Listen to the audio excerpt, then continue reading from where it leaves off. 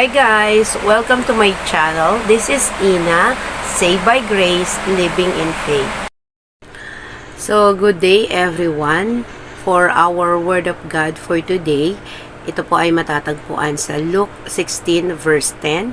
Sabi po dito, whoever is faithful in small matters will be faithful in large one. Whoever is dishonest in small matters will be dishonest in large one. Ito po ay galing sa devotion, daily devotion na ini-email ni Pastor Rick Warren. Ito po ay nung February 24, 2024 at pinamagatan po itong The Little Things Count. Alam niyo po ba that God uses little things to test our integrity?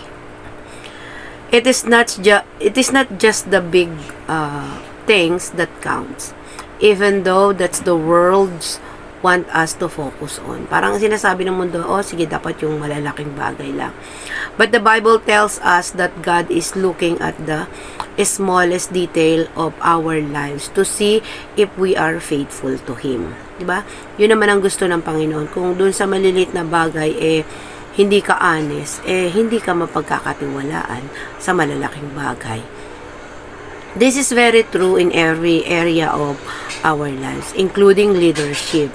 We often think it's the big things in life that create leaders, but it's not. No.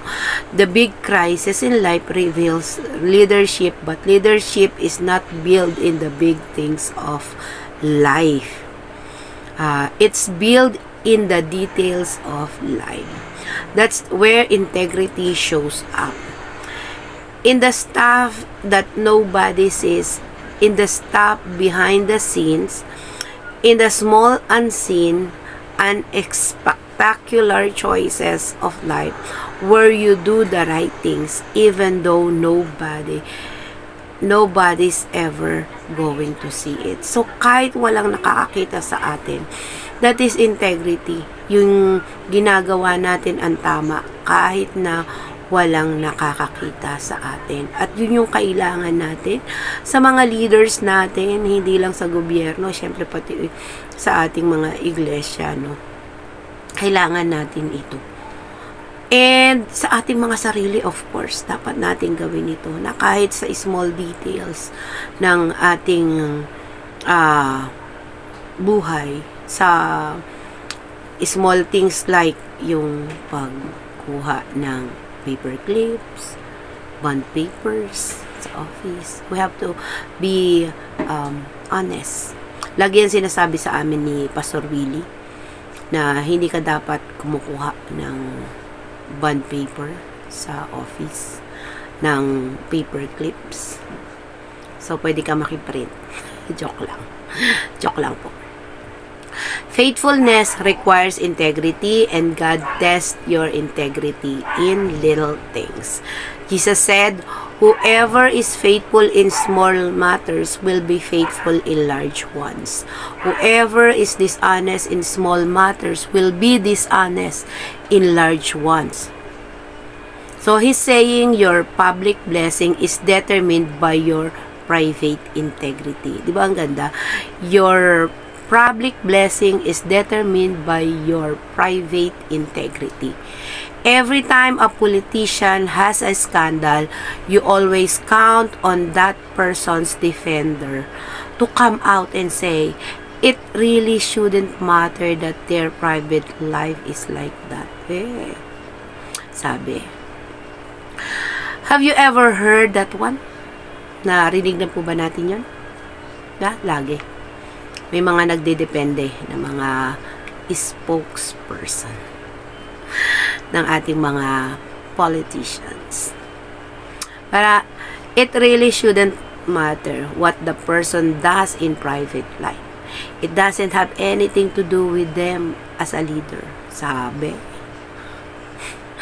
But it should not be like that po. Hindi po dapat ganun. Dapat kung ano yung wala kang itinatago. Diba? Yung transparency. So, yun. It has everything to do with them as leaders. Why? Because if a man lies to his wife, he's lie to his constituent. If a woman lies to her best friend, to whom she said, till death do us part, she will cheat on you, bothers. Count on it. Takot. Diba? Pero mas marami sa ating mga Pilipino, pinipili yung mga cheaters.